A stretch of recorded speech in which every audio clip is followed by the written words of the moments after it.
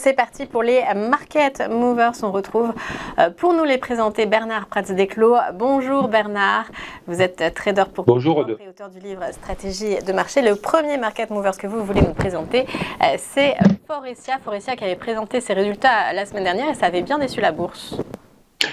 Exactement, et en fait c'est une valeur sur laquelle je suis très négatif depuis plusieurs mois. Je l'ai présenté ici même à plusieurs reprises en indiquant que j'étais à l'écart, qu'on n'avait aucun signal à l'achat et toujours de la même manière, il ne faut jamais essayer de se montrer plus intelligent que le marché.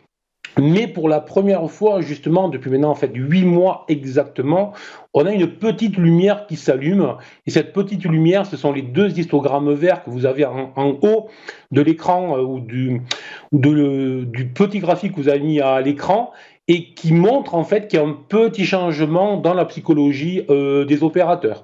On y ajoutera le fait aussi que le fond de l'écran était rouge depuis le mois de mars et qui passe blanc, ce qui est aussi une autorisation, je dirais. Et enfin, une configuration chartiste de l'analyse technique que tout le monde, que tous les amateurs de trading connaissent bien, qui est une ETEI. Donc une configuration chartiste de retournement et qui est en train d'être construite et qui pourrait donc déclencher un mouvement haussier très impressionnant. Donc l'idée c'est de suivre le mouvement en cours. On a un premier niveau très clair qui est le niveau support des 13,10, des 13,5 qui représente en fait la deuxième épaule de cette TEI. La validation, la validation de cette configuration qui nous ferait une accélération vers le haut est située légèrement sous les 16 euros, donc on dira 16 euros en clôture jour, avec un objectif qui, lui, serait situé au-delà des 21 euros.